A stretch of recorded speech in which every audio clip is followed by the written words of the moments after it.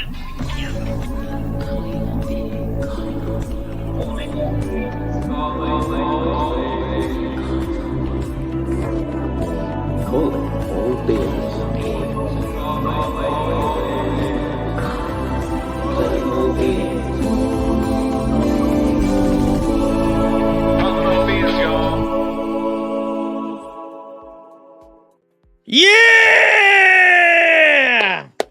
Welcome back to Calling All Beings. I'm your host, DJ, and it is a beautiful Tuesday night here in Georgia.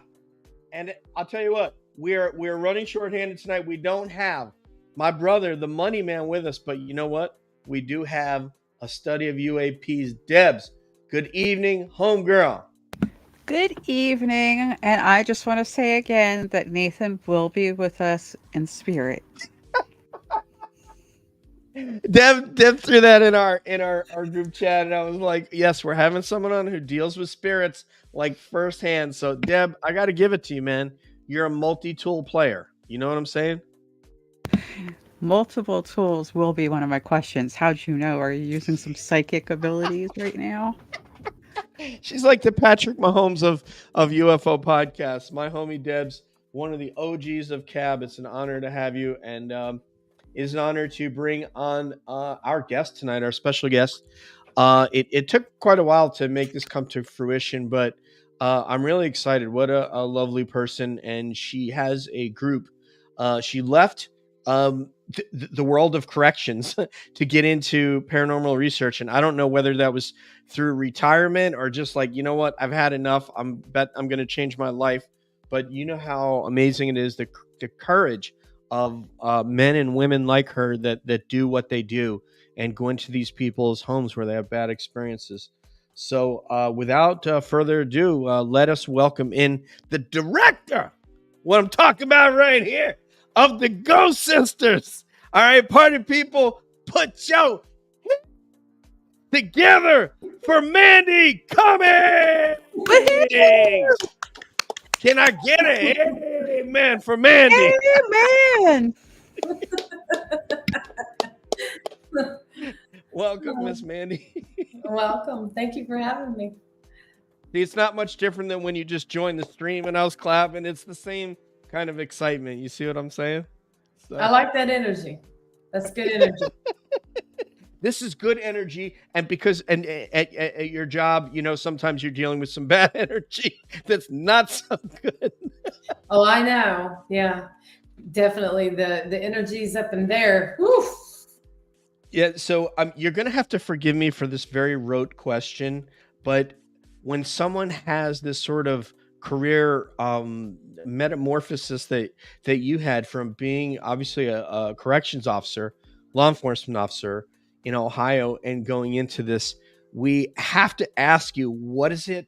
What was the sort of motivation, the epiphany? What happened? Was this something that happened in one moment, or something that sort of was insidious and over a period of time? How did you come to this, ma'am? So it started for me when I was younger. I started having experiences with spirit when I was young, maybe 9 or 10.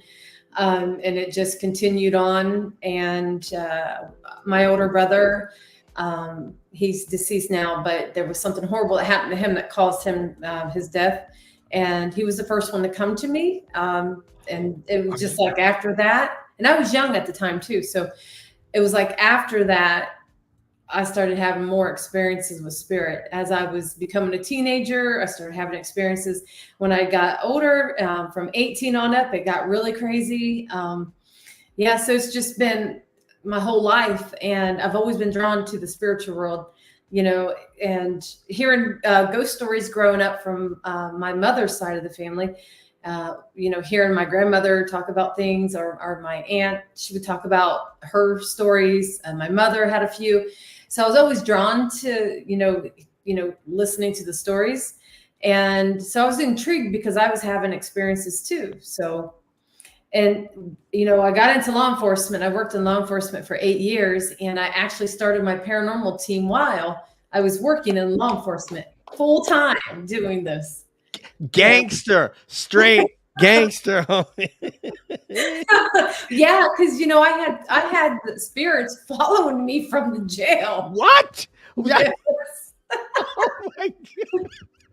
Listen, they would leave me alone in life and they wouldn't leave me alone in death. It was like, oh goodness. Mandy, So nobody blows my mind within the first 120 seconds of the show. And you've done that first with your brother being your first ever visitor. And now this, and we got to go back there, but go ahead, ma'am. So, I was going to ask you, we're talking about, you were seeing them, they were coming. A lot of people seem to engage with spirits in different ways. I was wondering if you think everyone has that ability or if it's only certain people that can have that access.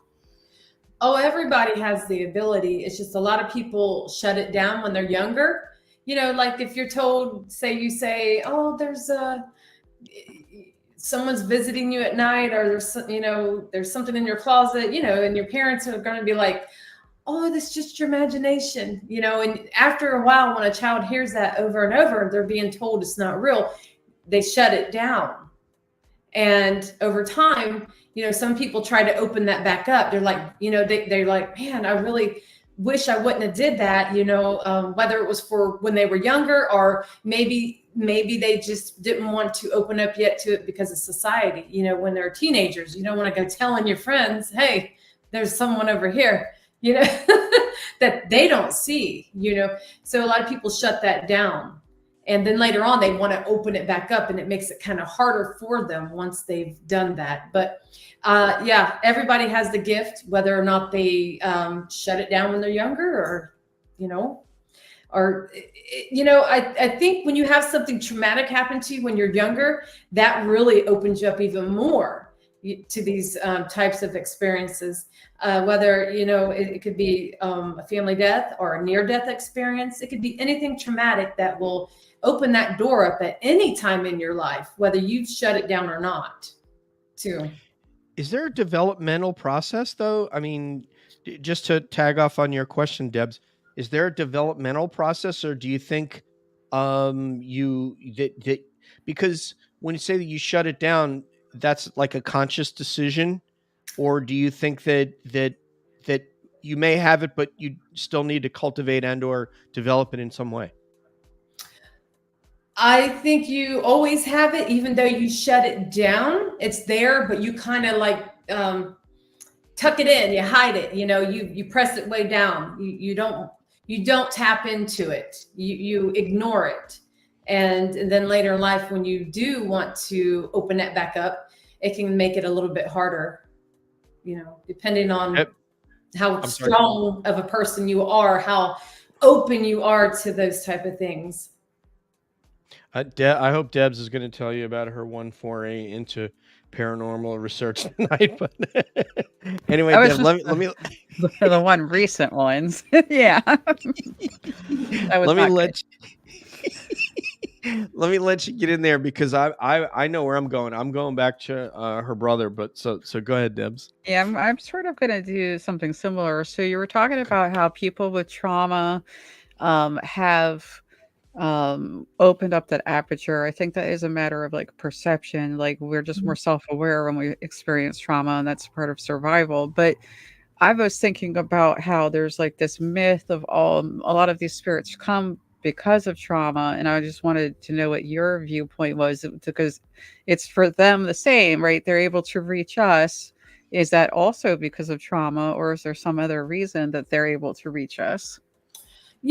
I've never thought of it that way. But that would make sense. I think it can be either or, definitely. Sometimes doors are open that should not be open, but when you experience these things, and it can be different things. It doesn't have to just be near death. It doesn't have to be a loss of a loved one. It could be other traumatic things, abusive child or anything like that. Those type of things can really open up them doors that should not be opened, so. And I had that was kind of what happened to me. I had a few of those experiences in my life when I was a kid. So really opened up doors that probably should not have been opened, but they opened and they never shut. But I Wow. never personally, when I was younger, I never seen the spirits with my eyes. I was hearing them. I would feel them. I felt someone crawl in my bed one time when I was a teenager. I had weird things going on, guys, like my name coming through my TV. My brother, What? yes, my Wow. brother's name came through my TV in 1998.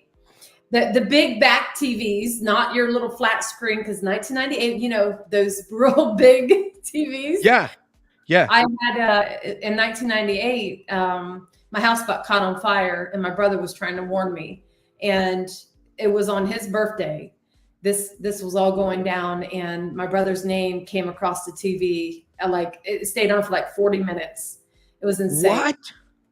It's hard to believe, but there was two other people that witnessed Yeah. it, and Yeah. then a couple of days later, my house, if I had this weird urge to rearrange my living room. And if I wouldn't have rearranged my living room after my brother's name went on the TV, it was the next day, I felt I needed to rearrange my living room. Felt like spirit was bugging me. Of course, at the time, I didn't know that was spirit doing that, but I now know it was. And I just rearranged my living room. And if I would not have rearranged my living room, we would have not have seen the plug in the wall was melting in. It was catching on fire. We kept getting a smell. We thought there was a dead animal that crawled underneath the house, or a cat crawled underneath there and died or something, but we didn't know. But that was the smell was coming from the burnt wire in the wall, which Wow. my stand at the time, my TV stand, was hiding it. So if I wouldn't have had that urge to rearrange and move that TV stand, we would have never caught that right away in the house. Who knows? What would happen? So Yeah, house fire is just so scary. Electrical. I'm renting this place here in Georgia, and we just had some electrical work because I said, well, what I'm seeing is arcing. Arcing, no good. So, we have somebody in the chat referring to you as Major Mandy. Is that one of your troops from the prison? Did you hold the rank of major? Major Mandy, yeah, somebody that sounds familiar. I'm a few different things that people will say. Yeah. Okay, so it may This- be one of your troops from either ghost hunting or in the prison. So hopefully it's not one of the folks that's deceased that followed you home, but we'll get there. So tell us about, because that person may have a Facebook account. Tell us about your group and the members and that, because I can't go too far without hearing that. Well, I'm sorry, I didn't. What was that The again? I Ghost was reading Sisters. that comment. Yeah, she's my friend, amazing woman. I have no doubt. Major Mandy. Yeah, that's why we kind of thought the same thing. That's why we invited her on. So I can't even remember whose show I heard you on, but that's how I first became aware of you, of someone else's show, and then I contacted you. So It could be um, legit paranormal. I do podcast on Wednesdays with legit paranormal news, podcast news. I think I heard you on, like, it was a Bigfoot show. Or it was either like It could be. Brian Sharp or I don't I've been know. on a lot of shows, so Yeah, it's hard to say. or Vic Cundiff it might have been. So I just can't remember what I heard you on, but I heard you on somebody's show and I was like, wow, man, she's like really interesting. We're gonna get her on. So tell us about Ghost Sisters of Ohio. What's the official name? Is Ghost Sisters of, is it Marion, Ohio? When we first started, it was Ghost Sisters of Marion, Ohio. And then 2 years after that, we switched it over to we took off Marion, Ohio, and just Ghost Sisters. That's good. That's going to fit better on, like, when you're branding body wash and things like that. You need a shorter name. So, Ghost Sisters, paraphernalia. So tell us about your group and your team members and so forth. So I have my biological sisters that do this with me. It's Chastity and Bobby Joe. And so cool. And so we started this 2000 and we actually started investigating before we even had the team. I went to the reformatory prison like 3 times and So after that, I was hooked. I was like, I knew this is what I was supposed to be doing. Everything was lining up. And I invited my sister, Chastity. I said, look, I'm starting up a team and you're going to join me. And she was like, what? She's like, whatever. And, and we've had other women on the team when we first started. We even had a couple guys on the team, but they were behind us.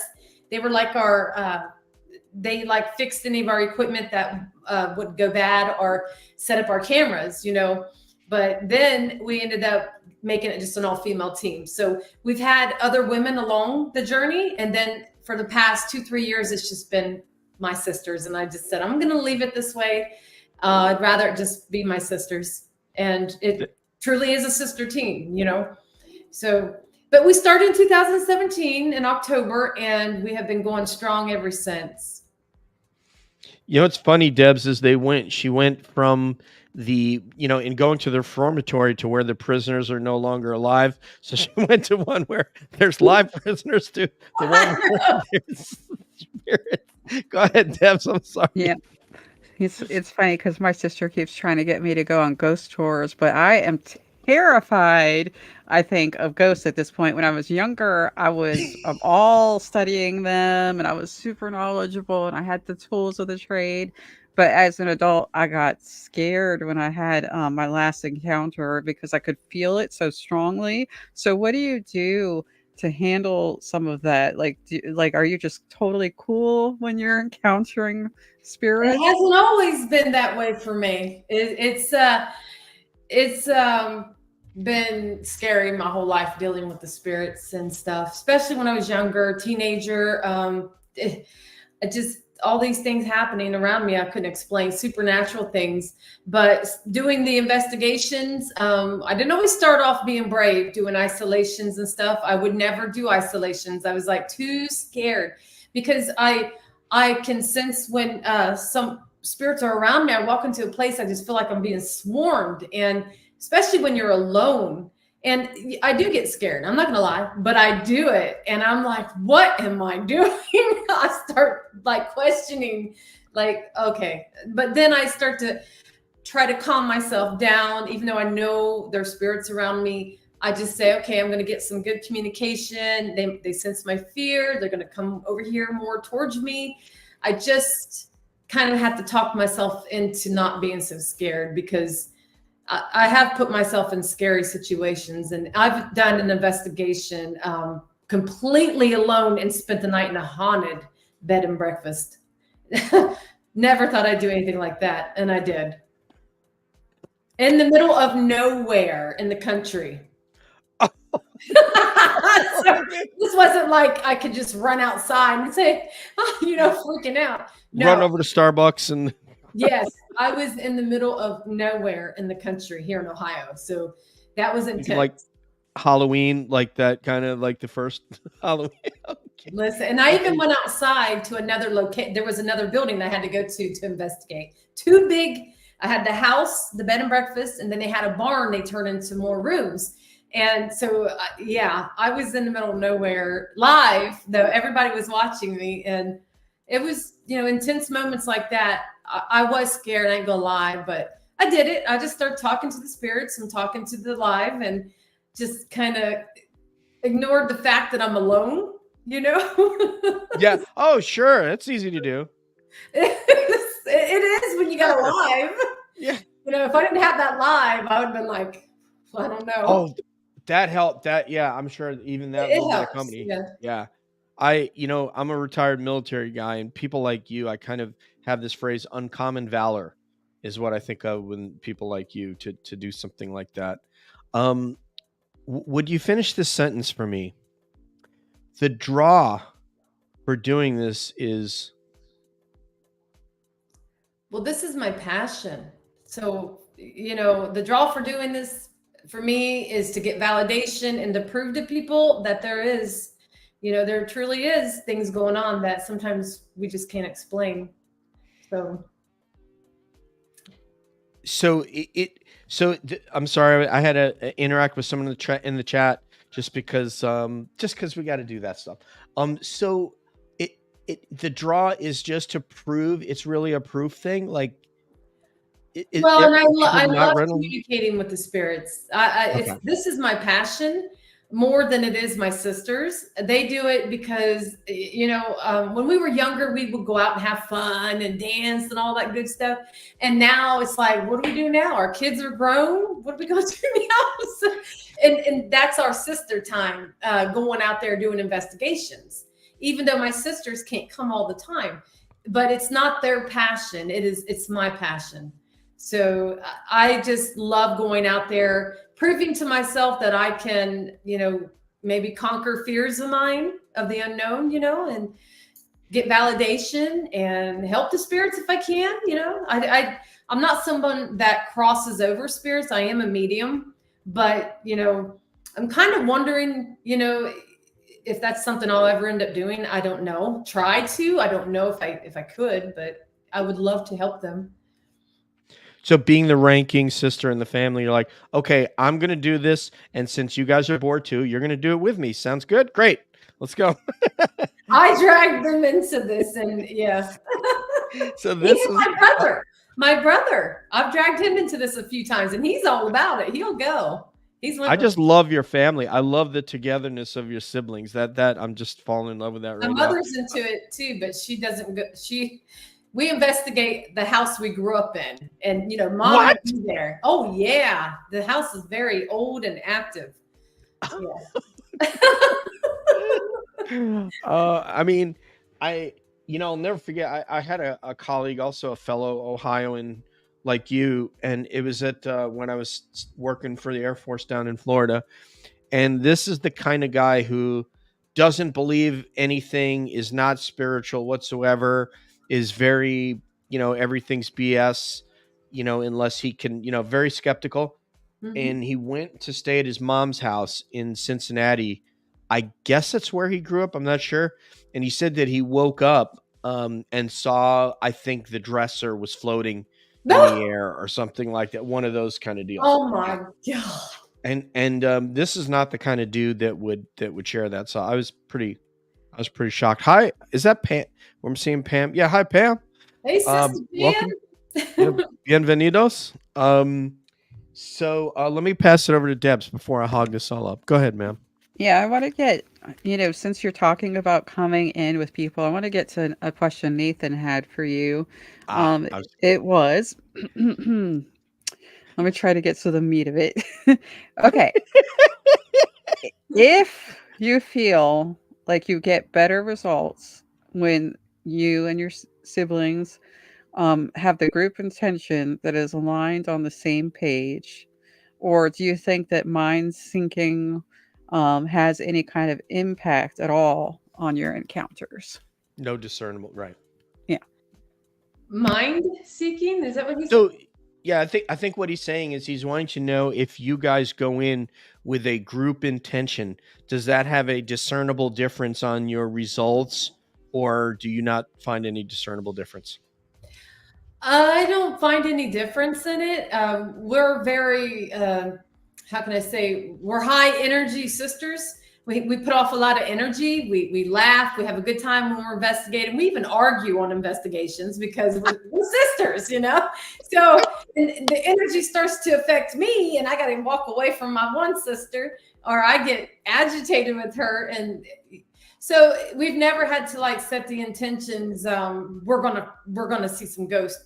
We just go in and I kind of tell everybody, this is what we're gonna do. Yeah, here we go. Set up the cameras. We're gonna go here, there, and we just go with the flow. So, but we get lots of good stuff. I think the spirits enjoy the energy that we bring. We go in there with respectful, and they seem to love it because we do get them talking to us. So. Who wouldn't want to talk to you? I mean, come on. And if your sisters are anything like you, that's just times 3. Well, I got a sister, my younger sister is on the team. She's skeptical. She's our skeptic on the team. But the skeptic, she's had experiences now with spirits. She's heard them and she's seen them, but then she questions what she's seeing. So, but here's the thing. She's becoming more clairvoyant now. And she's like, what's going on? I said, she's like, Mandy, I'm literally hearing these spirits more, and I'm starting to see them more. I said, no, you're the skeptic on the team. I said, you can't be. No, No, this is I mean, but this is real. I mean, it's real. Yeah, and so This she's is not still something. skeptical, but yet she's really going through some stuff right now that she's questioning, being skeptical now. So it's like, what are we gonna do? Yeah, that reminds me of they have an app for testing psychic abilities for people who could potentially be remote viewers, and I I wonder, am doing too. yeah, and I wonder if your sister is getting affirmation when she's starting to sense something, like she's starting to get affirmation, and that's telling her this is what I'm supposed to be tuning into. So that might be why it's getting worse. Could be, Yeah. and she's going through something right now that has been affecting her here lately. So that could be, the spirits are coming to her. But she's also staying at my mother's home right now. So, and my mom's house is very active. So she's got the spirits. They just won't leave her alone, she says. And we get Pam. We're gonna get to your question next because she's got a question in the chat, and I have it starred. When you interact with skeptics, Mandy, their skepticism is what? The skepticism is I don't believe what? What don't they believe?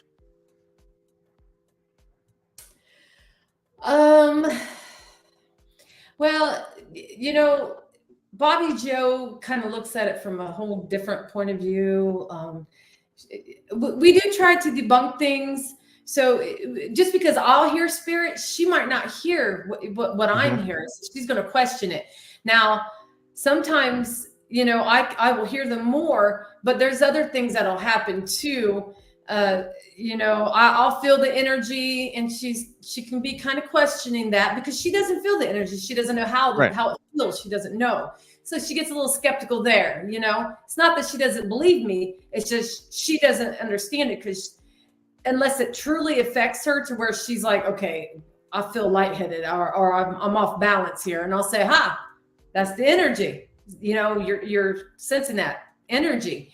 So unless something like that happens for her, she's going to be kind of skeptical, which is fine, But anytime we hear a noise, she's skeptical or, it's probably this, it's probably that, or, but it's good to have that. You don't want to think everything's paranormal.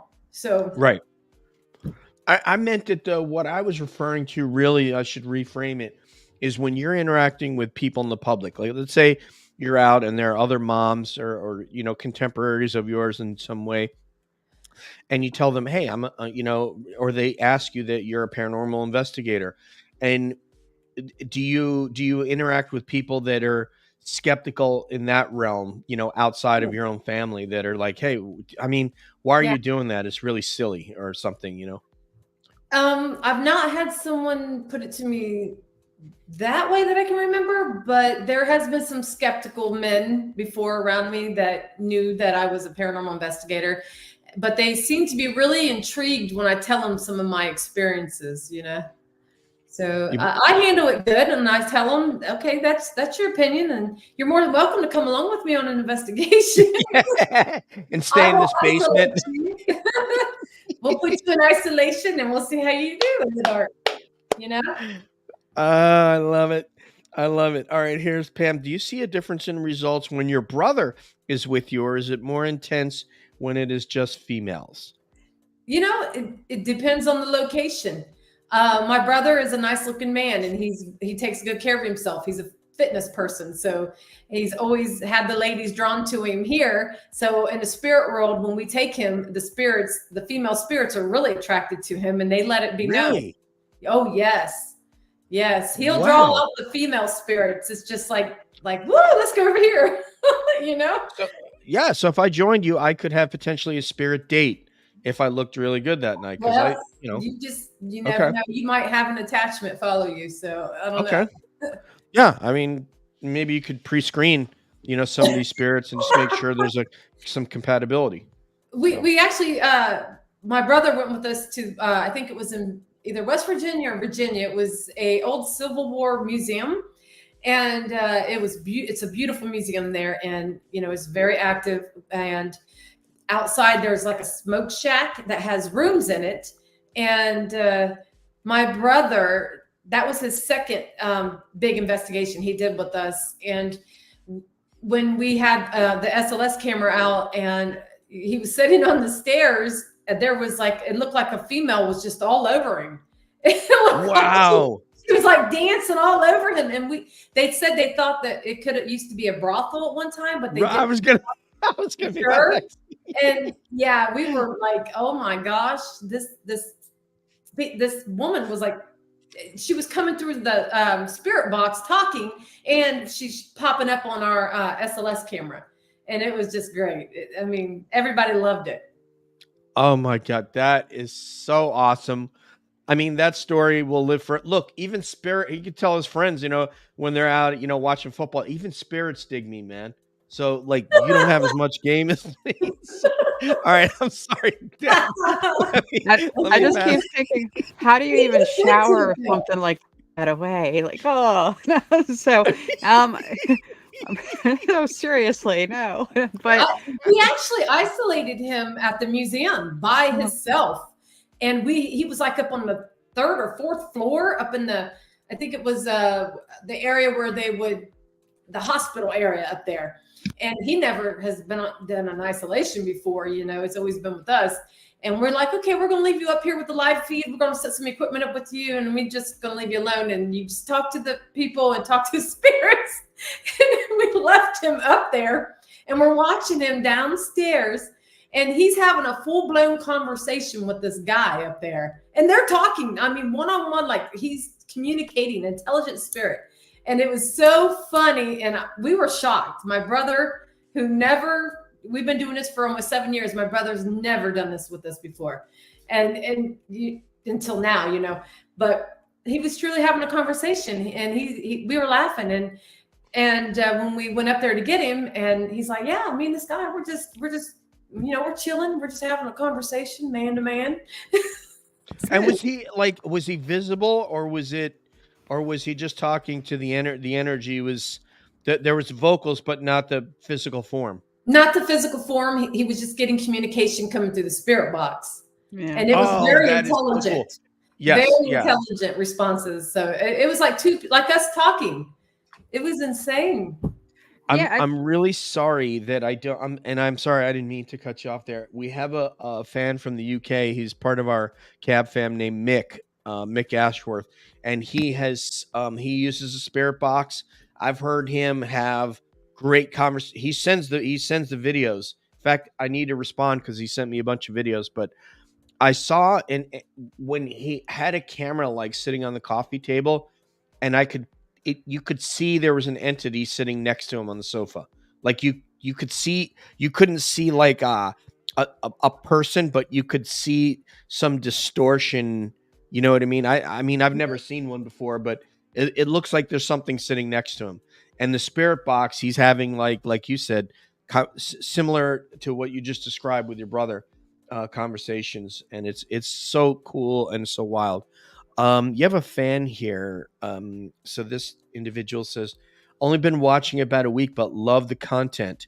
When I can watch due to the time difference, like the not too serious approach and how you have to laugh too. Yeah. Yes. That's how we do cab. And it sounds like that's how Mandy does investigations. So. You got to bring that energy. If you walk into an investigation in a bad mood, you might come across some negative spirits that's going to feed off of that, And Yes. We got more questions we're going to ask you some stuff about Bigfoot, but I got to let Debs get in there. Go ahead, my friend. Yeah, so I was gonna get into a serious question. And you talked about like some spirit attachment, and you talked about like seeing spirit in different ways. So I guess my question is, how do you how do you label these different spirits? Like, are they all like friendly spirits, or some of them potentially demonic, or what are the types that you're dealing with? Ooh, you know, I've had attachments a lot. I get attachments a lot. And the best way, we have friendly attachments, the friendly spirits. You have the negative ones. You can have demonic things happen, but the odd, this is just my opinion being out there. There is demonic things out there, I'm sure, but I've never now I've been to locations where they're at. I will not lie, and I've had things manifest on me, and I've had things follow me and growl at me. But as far as that goes, it never hurt me or anything. Probably because I got really mad and I had to do a complete sage on my house and just do a bunch of stuff. But there's just a difference. You'll know if you'll have growls, knocks. I've had the knocks with the growls. To me, that's something a little more that I don't deal with, but I know it's out there when I'm investigating. But I don't go looking for those things, but there are probably some of those types there where I go. But I try not to communicate with them. I try to just stick to the typical spirit. But if you have any attachments, to me, you're going to know, because they'll drain you. You'll notice maybe your attitude will change. You might even become clumsy. You just won't feel like yourself. You'll know. You will definitely know something's going on. Your mood swings it can affect your mood swings too. In terms of those spirits that are growling and so forth, I've heard if you take a can of Lysol and spray it at them, particularly the linen scent, that can drive them away. I'm just kidding. I'm joking. I got to tell you something funny. You just said that and it makes me wonder. Oh my gosh.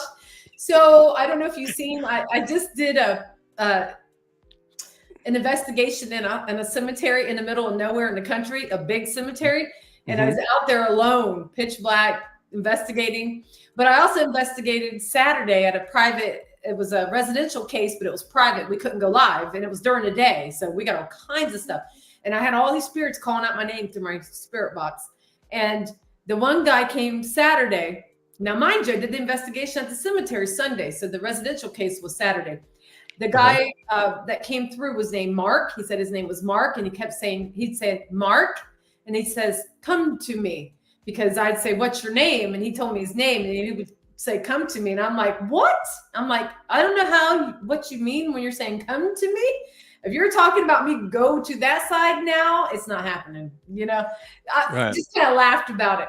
But then Sunday during my investigation, the same man, and he followed me, came through my device, and he said his name again was Mark. He said, come to me. And I was like, what? But I know he's followed me here to my house. So I've been going through my house spraying Lysol.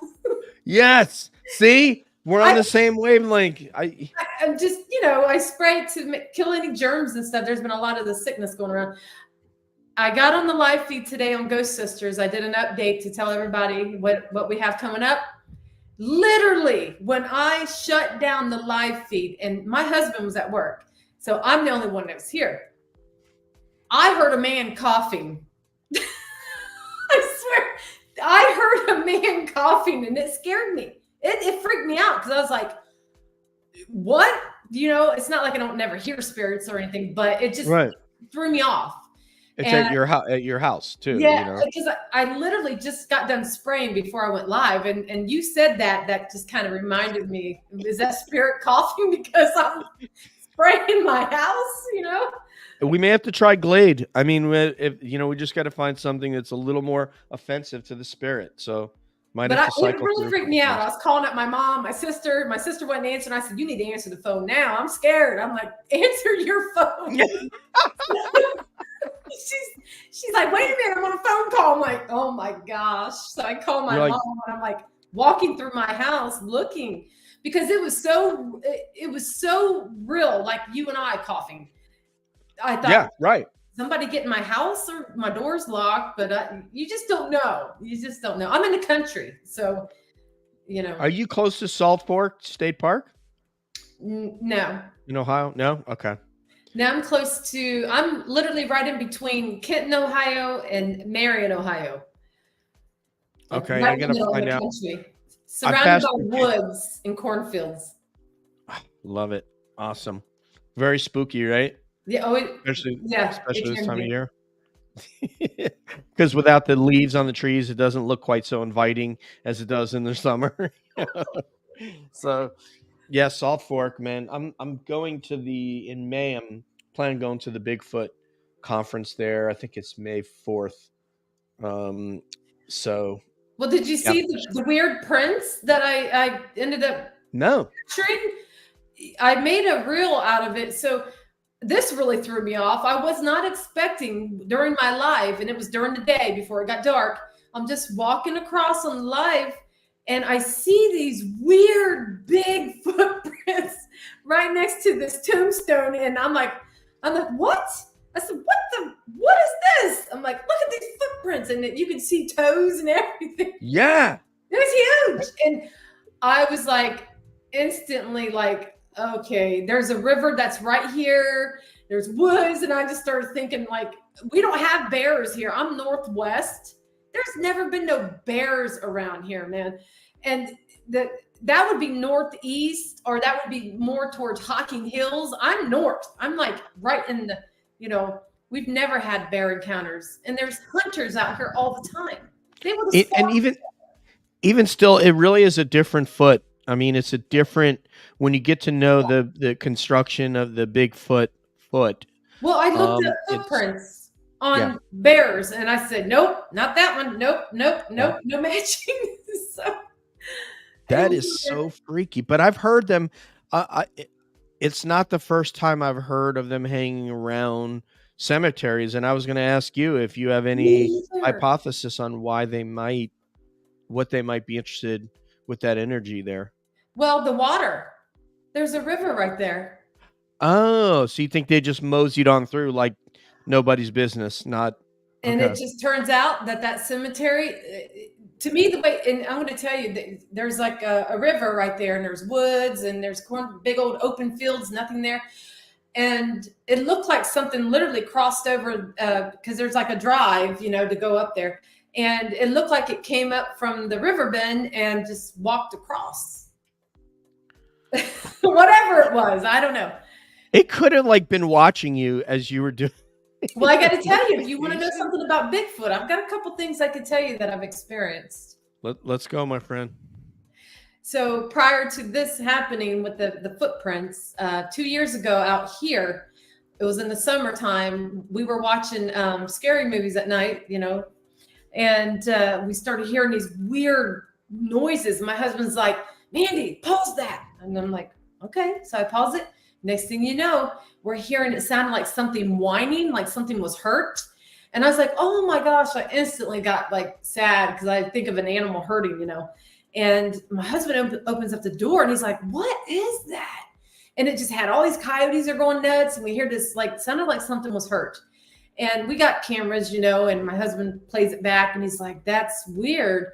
So 3 hours later, my neighbor way down the road, like a half a mile down the road, he always has fires at night, and he's like, something spooked him to the point where he recorded this weird noise.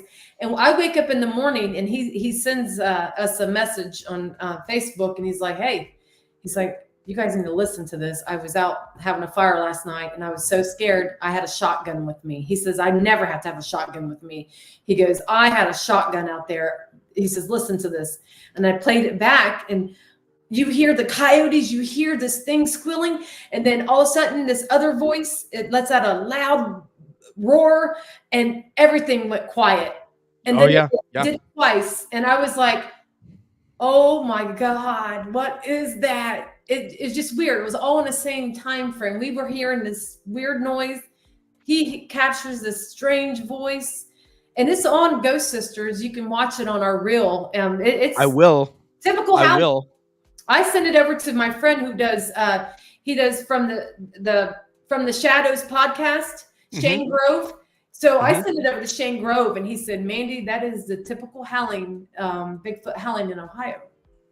Yeah, the most famous clip of the Bigfoot howl is the Ohio Howl, which was recorded by Matt Moneymaker in 1990 something. Matt Moneymaker, the one of the impresario of Finding Bigfoot, is from California, but he went to law school in Northeast Ohio. Oh I wow. in what's town that the town that LeBron James is from? What's the name of in Ohio? The What town was LeBron is from? I can't is it remember. Cleveland, Cincinnati? No, no, it's another Jason? city that LeBron is from, and the name is escaping me now. Where he was born. Well, that's where Matt Moneymaker went to law school, and he recorded that Ohio Howl, and it's very famous. If you haven't heard it, it's pretty freaky. You hear dogs in the back, that are barking at people's You, houses and so forth, and it sounds like yes, an air raid siren kind of. you have to hear this sound. I could actually even share it with you on Facebook right now, and you could play it if you wanted. Please, It's creepy. It's yeah, unreal. And I'm like, what why this thing's like right out back. right.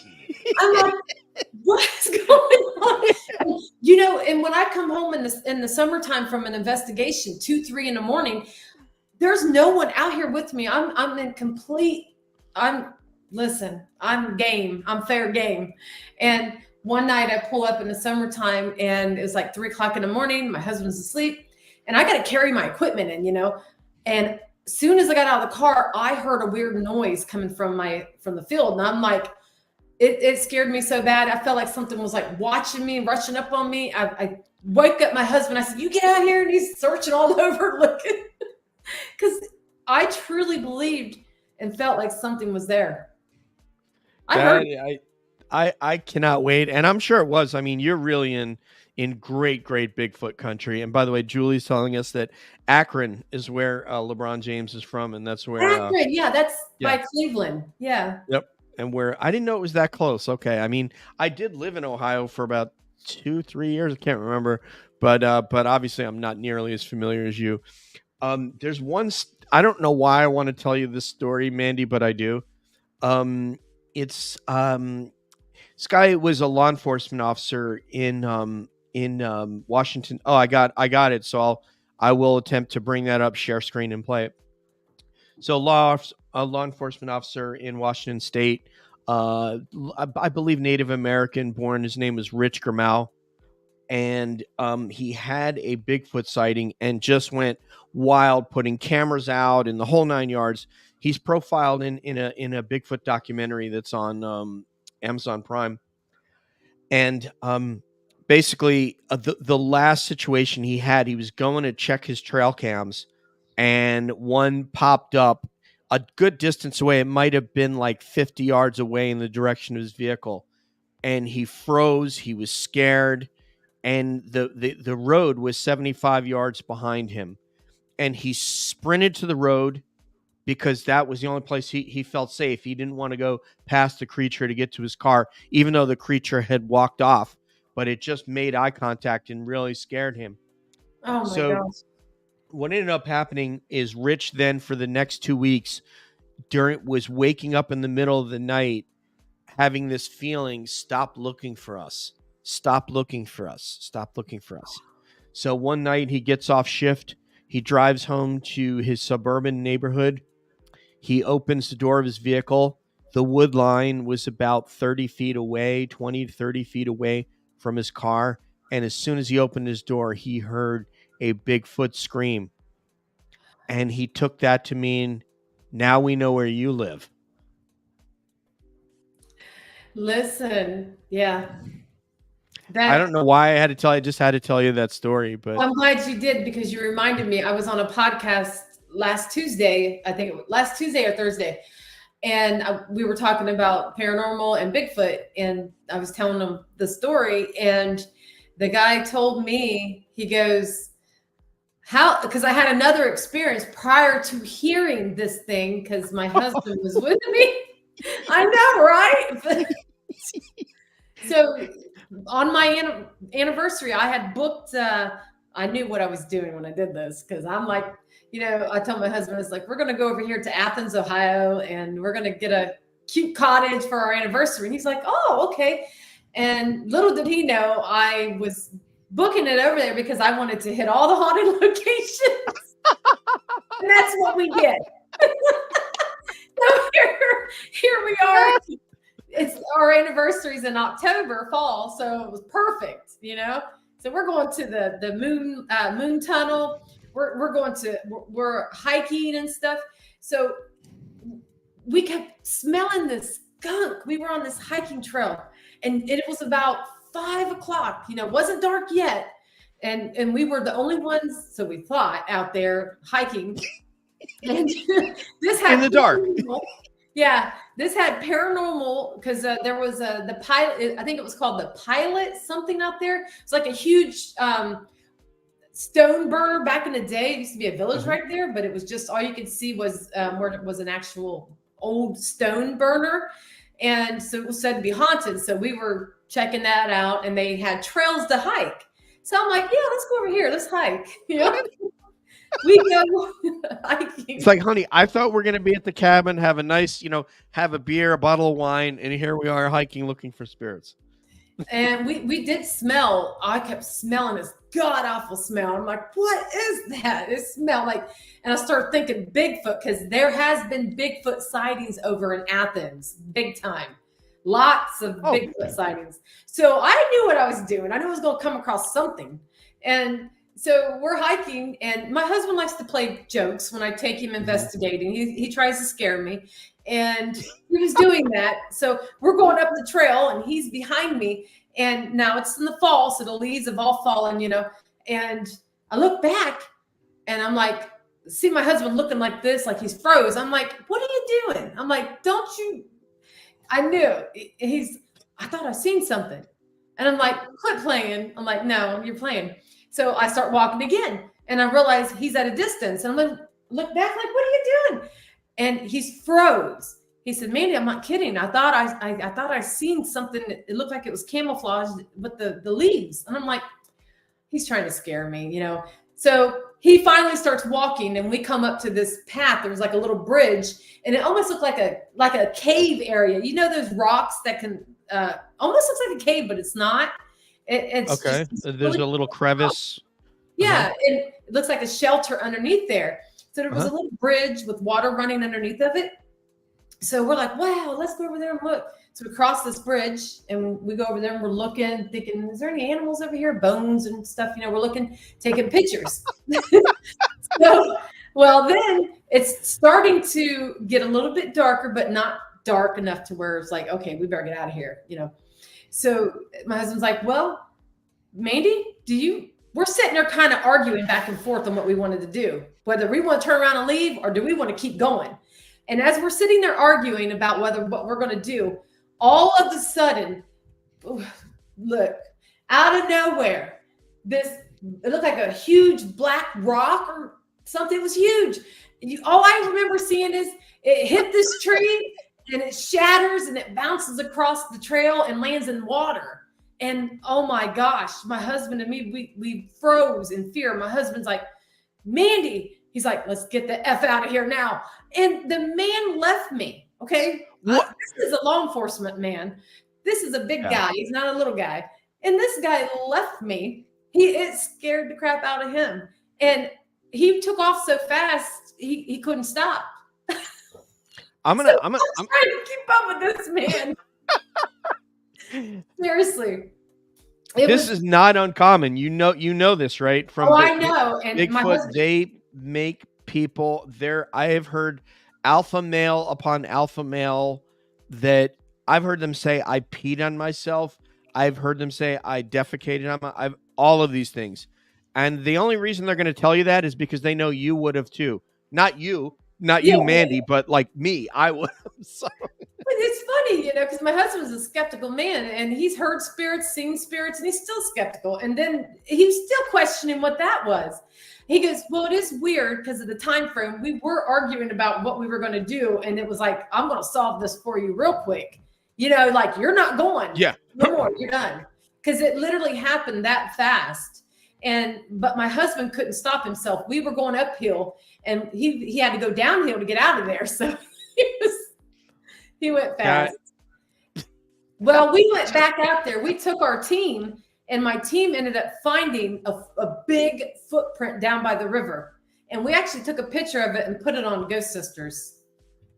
I love this. I think Jules, did you put Mandy's in the chat, or is that, if that's it, then I'm going to see if I can click on that and bring it up. But someone told me, because I had that experience, the people I did the podcast with last week said, and then we heard the howling here.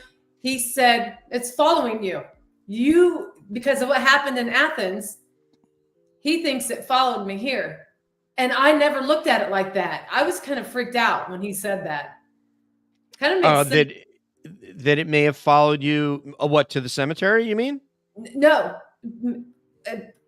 Followed me here to around my location. Oh, to where you live now. Yes. To your home. That's what he said. I said, but there was such a gap in between the time frame. He said, I don't think that matters.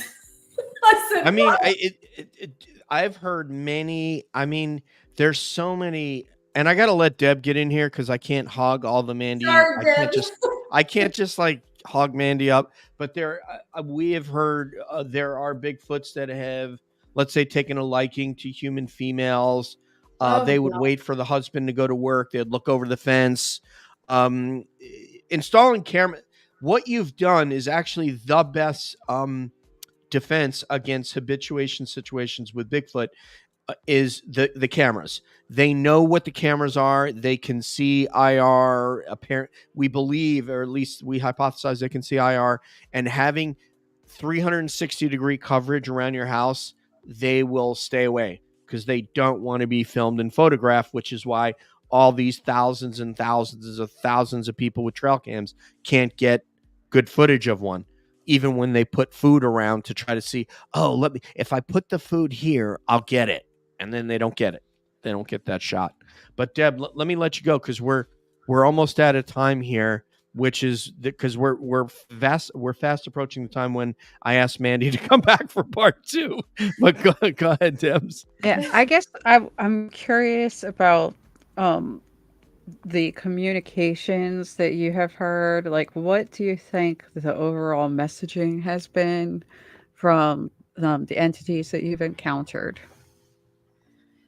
I think, because I've heard different communications with spirit. I've heard help.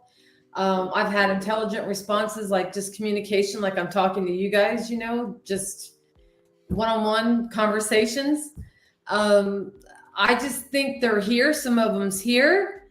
Don't really know why they're not moving on yet.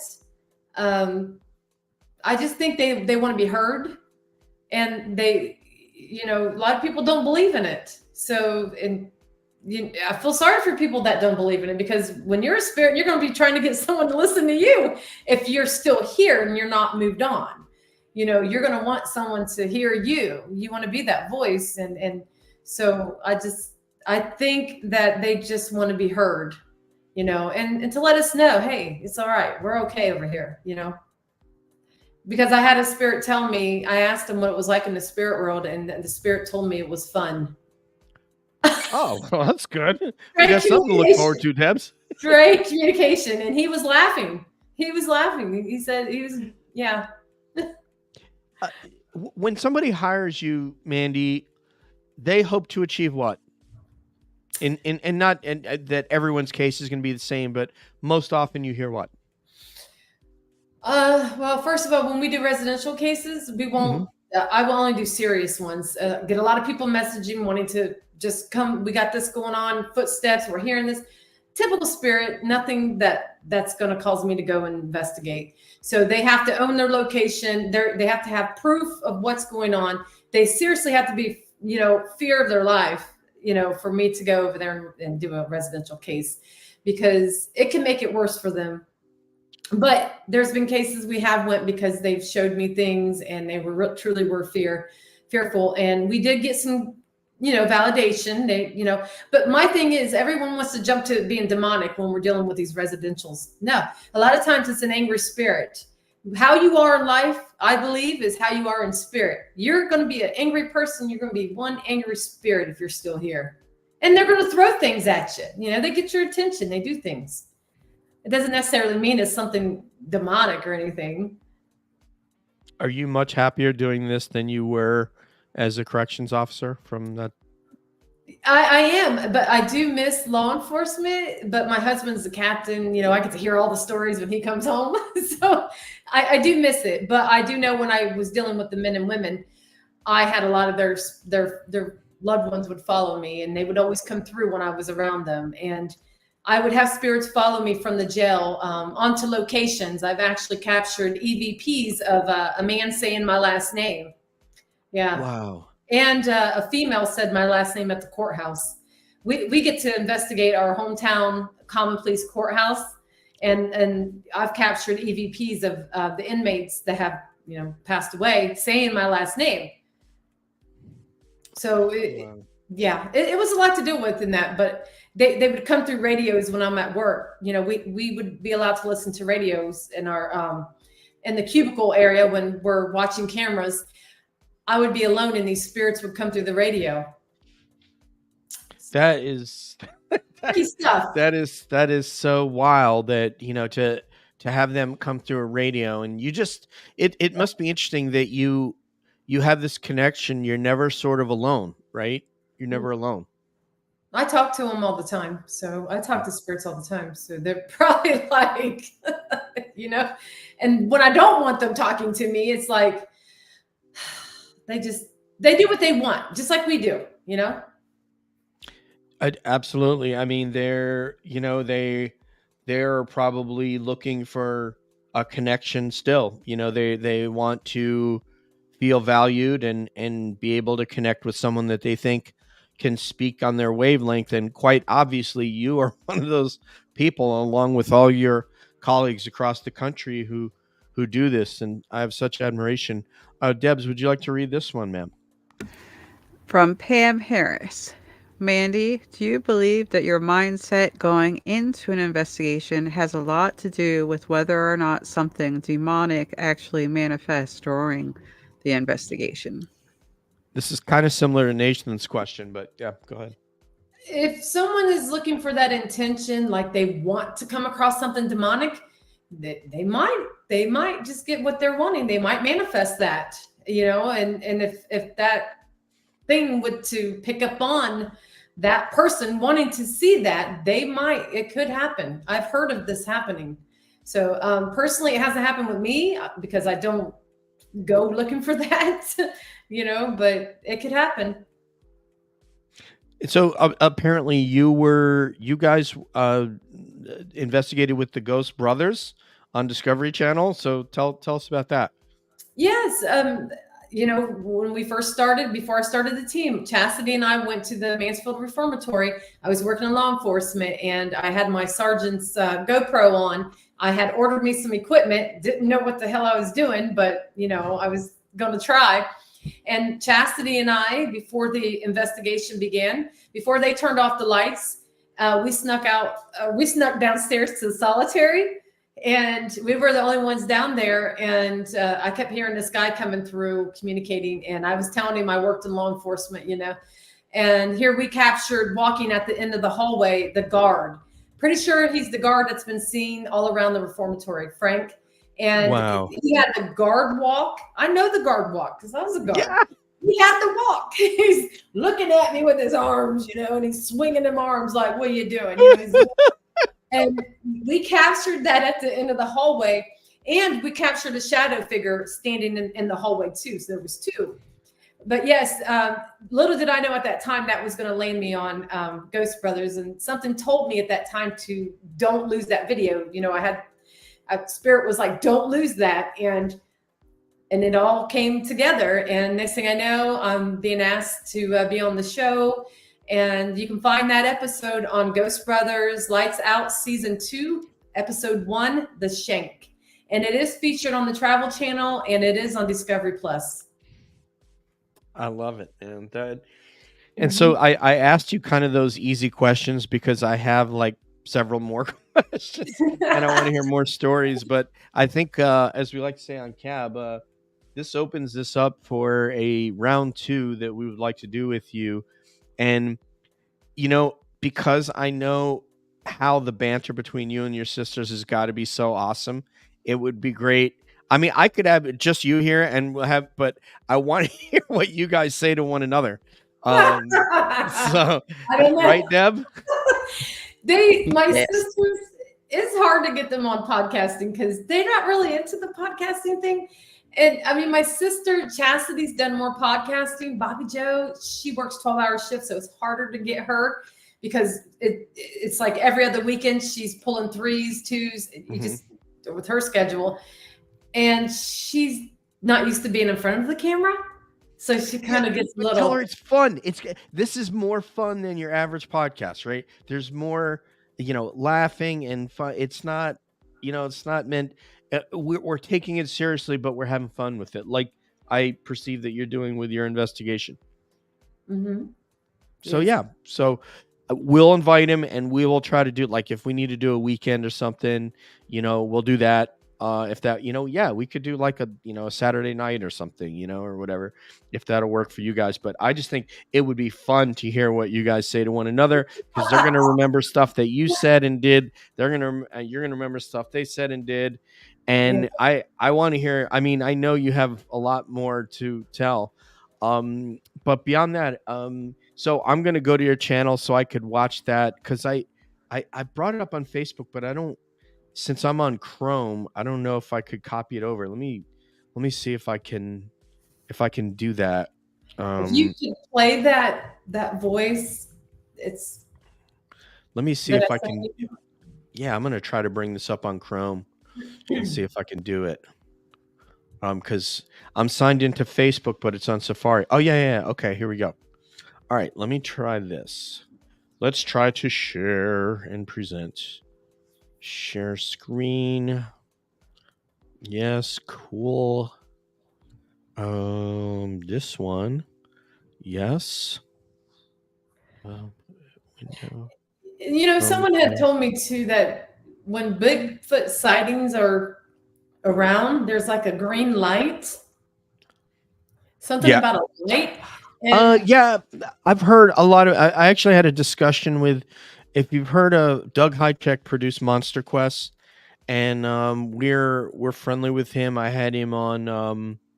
I spoke with him last night, in fact, and he. Let me see if this will play. Well, I'm pretty sure I've seen a weird light in front of me at that cemetery in the dark. Yeah. So I was just like, what? I seen it really quick. By the way, I have a theory about why they might like cemeteries. Oh, you do? Yeah. You might not like this, but they might be there to eat the flowers. Oh, I never thought of that. Dang. You're right. It's possible because, yeah, they eat flowers. Let me see. Do you guys have me back now? Are we all back on screen? Yeah. Yep, I see you. Okay. I think I can hear it in the background, but I'll listen to it again when we're off air. I don't know what the hell. This is why we have Nathan to do this stuff, so I can just talk like a meathead. But what I was going to tell you is you might be able to hear it if I play. Sure. It. Yeah. Go ahead. You guys want me to play it real quick? Yeah, you can share as well. You can present just like we can. Yeah. So I'll just play it from my phone, and is that good? Sure. Yeah. It's loud. So here we go, guys.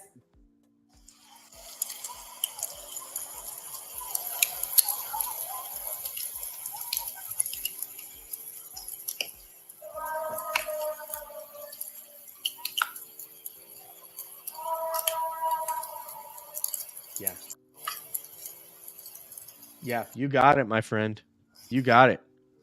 What is that? Yeah, it sounds like Bigfoot again. I'll try to go and where I can play your audio, have these in, and then really hear it. But it certainly sounds like that. There's a lot of lung capacity that goes in, and there's a lack of a lot of animals in the forest that have a set of lungs the size that, particularly in Ohio, Bigfoot would have, as compared to perhaps like a Florida skunk ape, which would be a smaller creature in comparison to anything that resides in the north. Is that what they call it here in Ohio? I think the grass man is what. Yeah, that's exactly. That's the term that's used a lot as grass man. Yeah. I tried to debunk what that was. I listened to donkey calls and all this weird stuff, just trying to, figure out what animal this was. And I couldn't tell you what that was. It didn't sound like anything that's around here.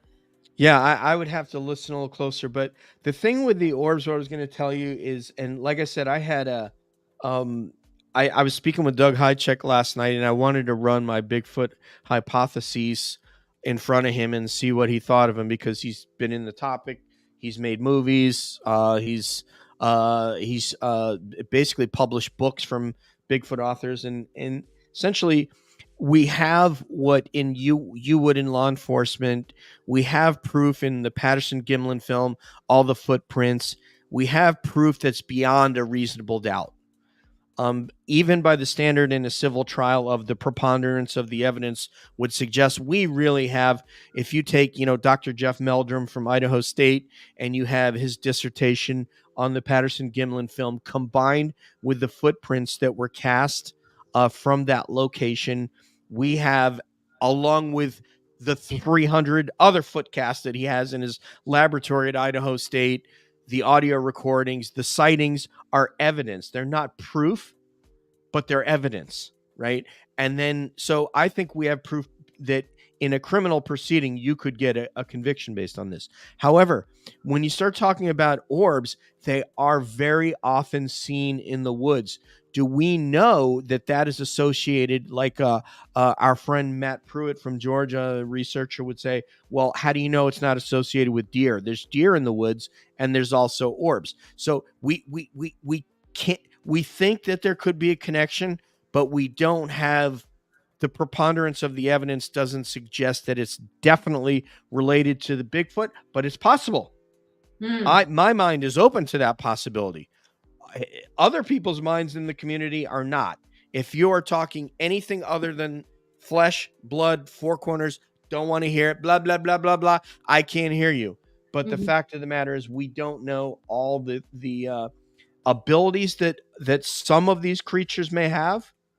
Some of them may have abilities like you have, to be able to communicate, in this sort of telepathic way, or like a remote viewer has. And other of them may just not have cultivated that ability. Is there evidence? Can I prove that? We can't prove that, but there's enough experiencers that there is sort of an evidence chain there that suggests that that's the case. Is it definite? No, it's not. Whereas you've been to enough, there's enough people who have experienced haunted houses that, you know what? It's a pretty good bet that this is definitely a real thing. There are teams in 50 states they're investigating these things, and they're not investigating them because they don't exist. Just like people are in 49 states aren't investigating Sasquatch because it doesn't exist, because it does exist. So just like these entities exist in these homes, and you guys are all experiencing them. So I'm sorry for my 5-minute dissertation. No, you're fine. No. You're the guest. Mandy, so tell everybody where they can find all your stuff. We will have anything that you send me that Nathan doesn't already have in the show notes that you want to go out, will go out with our show notes. So please tell everybody about where they can find you. So you can find our live investigations over here on Facebook, YouTube, the new Twitter X, Instagram, and TikTok. And also, if you're interested in an intuitive medium reading, you can find me on TikTok, Intuitive Medium Mandy, on TikTok and on Facebook. Also, we have some a new live coming up this Saturday. We'll be at a new location in our hometown. So you want to tune in for that. That's going to be an interesting investigation that I can't wait. Also, I'm going to be there. Sorry, go ahead. There's a documentary coming out that I filmed with Shane Pittman and Sean Austin. That's going to be coming out on Scare.network TV. It's coming out in April, and you guys will be able to go over there and watch that as soon as it comes out. So we'll be sharing that here soon. So yeah. Congratulations on getting a lot of fun stuff. That is awesome. And will you come back and see us again with sisters or without sisters? Yeah, I'll come either with or without them. Definitely. We would love to have you because we know that there's a lot more stories that you have to tell that we haven't heard. And as fun as I mean, you were just so much fun. Debs, let's go with your cabbie goodbye and then we'll get to mine. So, Well, thank you so much, Mandy, for coming out, and I hope that some of the people who have had these experiences feel a little bit more comfortable knowing that someone from law enforcement is going out there and taking care of business. Yeah, I like that. And I also wear a law enforcement uh, jacket too when I'm out there sometimes. So yeah, I'm probably setting myself up for the spirits to come after me, especially at the prisons and jails. But I yeah, love it. I love you it. don't look scared at all. She is tough. We're talking Ohio tough right here. Um, so, so yeah. First of all, Mick, yeah, Mick. So Mick is finally here. This is him right here. Mick, we have a fellow sister here who also uses the spirit box and communicates just like you communicate with Fuggy on a nearly daily basis. Mhm. He is Mick Ashworth or at Mickolas on Twitter X. And yeah, Mick, we'd love to have you on next time so you can talk ghosts with Mandy. So thank you so much. I'm sorry it took so long for this to come to fruition, but boy, was it worth the wait. And you are so much fun to talk to, Mandy. So much fun. I got a lot more So stories, so you just let me know. oh, we this is a guarantee. Like I said, I mean, I don't care if I have to do it on a Saturday night, which is like my off time. I will do it to get you on. So we'll definitely do that. So thank you so much Mhm. for joining us. Okay. Mhm. Oh, now I got to get to the part where I have the show closing stuff. So Deb, and Deb, I'm sorry I talk so much. This is so much fun. I know you're excited. It's okay. It was, man. It was so much fun. So, on behalf of our guest, Mandy Cummings, the Ghost Sister, go check her out on all the media. Everything will be in the show notes that we have and anything she gave us. On behalf of Debs, this is DJ saying peace out. One love. We'll see you down the road. And as always, we're wondering what's up around the bend.